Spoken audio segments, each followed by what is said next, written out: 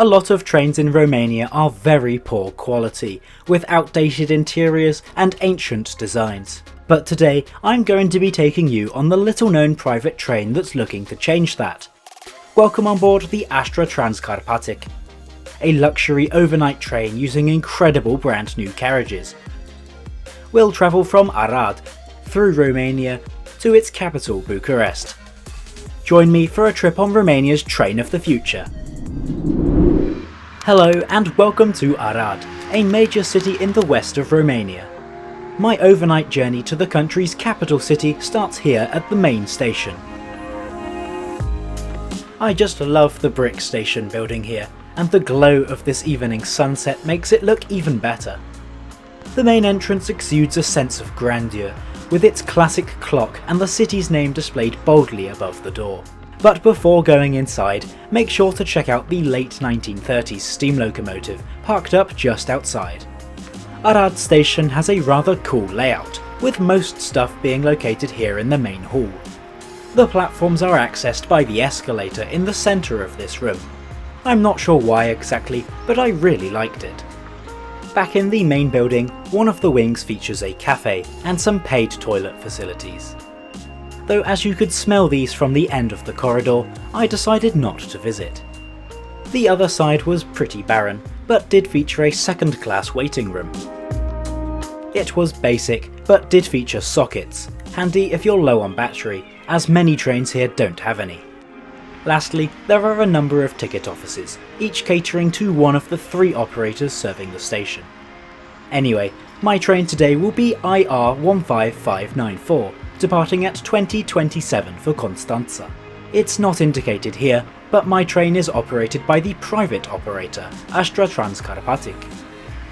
Let's head over to platform 1 and check out our ride. So here it is, and what a dramatic livery.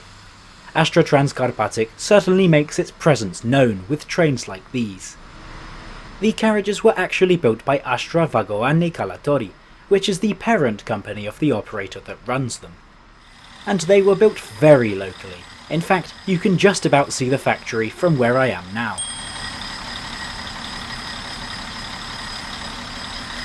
However, this isn't the only operator here in Arad.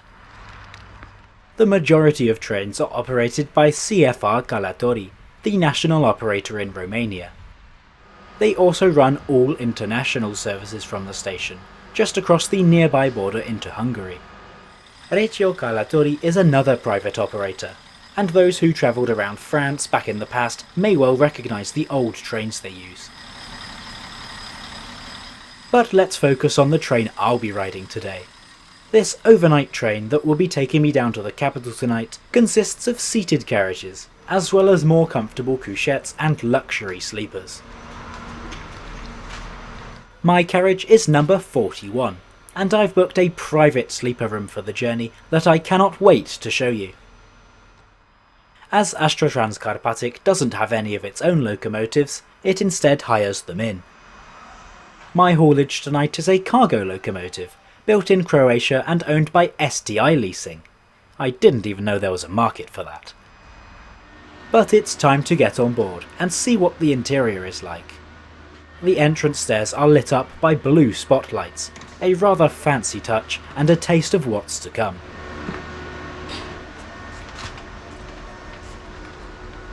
I'm travelling in bed 101 tonight, which is located in the second room of the carriage. My first impressions are massively positive, but for now, let's take a look at today's route. We'll be crossing most of Romania overnight, heading south to run along the river Danube, through the Carpathian Mountains, then heading east into Romania's capital. Journey time is scheduled to be 10 hours and 53 minutes, covering 589 kilometres or about 366 miles. The train slowly rolls out of Arad on time at 2027.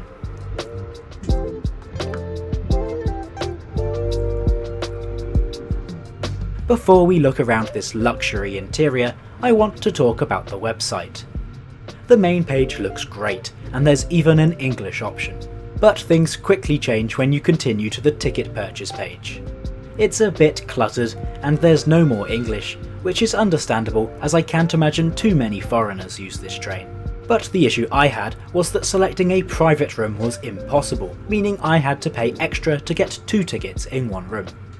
Back outside, we're now on the way out of Arad city, heading south to Timișoara. So let's take a look around the fancy interior of Astra Trans Carpatic. This is one of the 2-bed sleeper rooms. The sleeper carriages have 12 of these each. The materials used are rather extravagant and make this train feel special. Let's lock the door and check out the features. First off, this is a big room, definitely above average, for a sleeper train at least. Some rooms also have their own ensuite toilet and shower. Those rooms are even bigger. However, I'll have to use the carriage's communal shower, which didn't go particularly well, as you'll soon see. Dedicated luggage storage is available above the corridor though, should you not wish to clutter your room. Up here, there's also controls for the room's main light, as well as the blue night light, and a dial to control announcement volume, but thankfully none were made in the night. Room temperature can be selected with the thermostat, and it was pretty effective too. By each of the 2 beds, you can find an individual reading light, and a little storage shelf. Windows in the compartment can be opened for some fresh air, but as the aircon was working well, this wasn't necessary. The windows also have a blind, which can be locked to the bottom, like so. All compartments feature a sink in this cupboard, which I thought looked fantastic thanks to the lighting and reflective surfaces. It was also working well throughout the journey. Back outside, the journey is going smoothly, as we pass through the countryside of western Romania.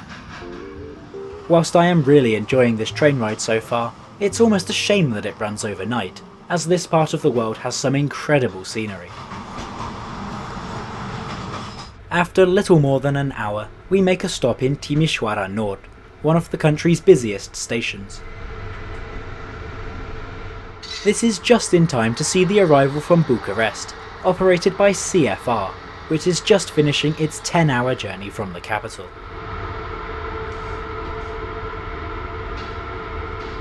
Well, let's go and take a look at the showers before bed. If you don't have a deluxe room, then a single shower facility can be found at the end of the carriage. This contains a modern and clean vacuum toilet. There's also a soap dispenser and a sink. Like the rest of the train, the shower looks very fancy, but the main question is how well it works. And it was okay. The pressure was very strong, to the extent that it almost hurt. The temperature took a while to get going, and then varied from being slightly too cold to just about right.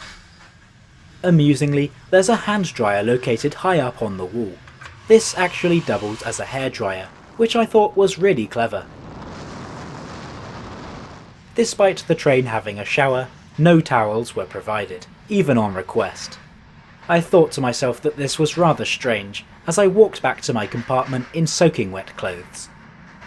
But believe it or not, this was still by far my best experience with a shower on Romanian trains.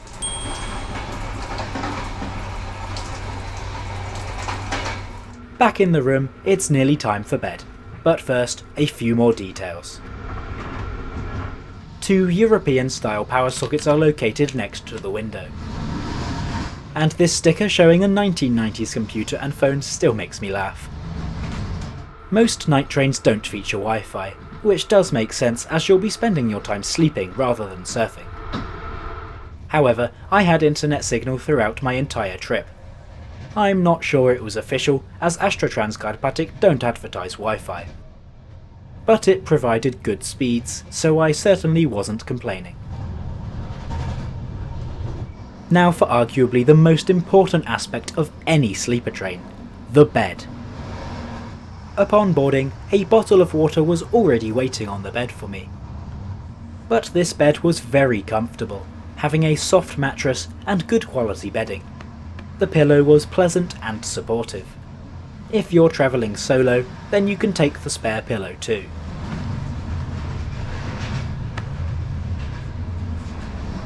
And so, as the train makes a stop at Lugoj, around 2 hours after first setting off, it's time to get some sleep.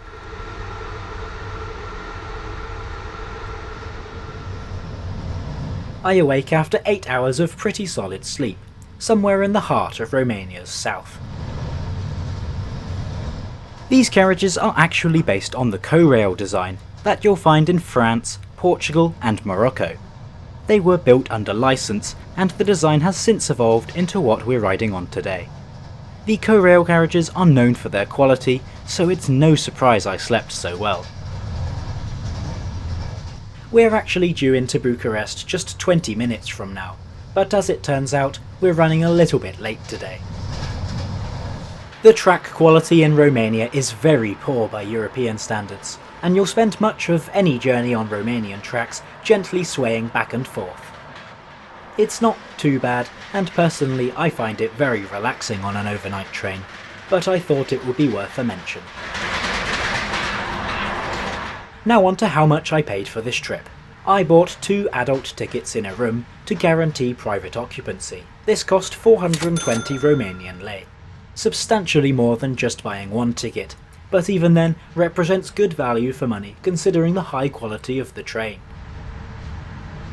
But you can also get much cheaper travel options on the train in exchange for a little less comfort. The cheapest option, for those really on a budget, is the seating. These are exceptionally comfortable for daytime travel, but not ideal for overnight trips. Couchette carriages offer 4 beds in a room, allowing for a proper night of sleep. As long as your fellow passengers don't snore, that is. We end up pulling into București Nord 17 minutes late at 07:37.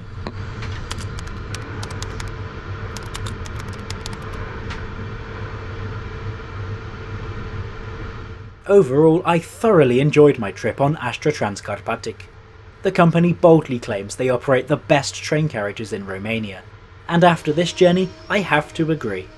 They were clean, modern, comfortable, and offered a great night of sleep. But as always, let me know what you thought of this privately operated night train in the comments, and then continue the journey on board Romania's high-speed Hyperion train by clicking up here now.